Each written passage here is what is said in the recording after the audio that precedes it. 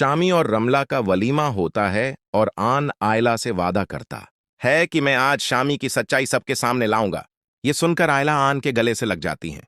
इसी वक्त आन तुरंत रमला के पास जाता है और कहता है, शामी ने आयला को प्रेग्नेंट किया था और फिर मकर गया था, इसलिए तुम सबके सामने शामी का राज फाश कर देना। दूसरी तरफ शामी और इरफा रमला से फैक्ट्री वापस लेने की प्लानिंग करते हैं और ये सब पीछे से रमला सुन लेती है।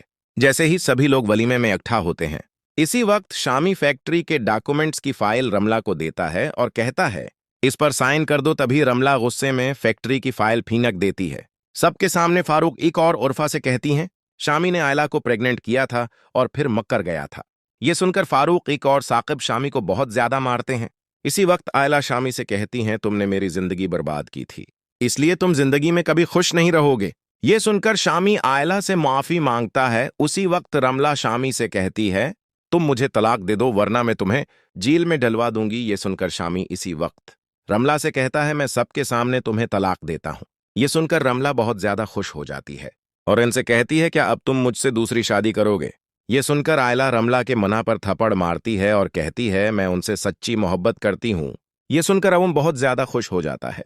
इसी वक्त वहां शम्स आती है और कहती है, जविया पूरे घर में कहीं नहीं मिल रही। ये देखकर शामी का दोस्त हसीर मौका का फायदा उठाता है और तुरंत जविया के कमरे में जाता है। ये सब पीछे से रफे देख लेता है और तुरंत जविया के कमरे में जाता है तो सामने शामी का दोस्त हसीर जविया के साथ जबरदस्ती कर रहा होता है। ये देखकर रफे हुसैन को बहुत ज्यादा मारता है। इसी वक्त वहां सभी घर वाले आ जाते हैं और जविया तुरंत साकिब और शमसा के गले लग जाती हैं। इसी वक्त आन तुरंत पुलिस को बुलाता है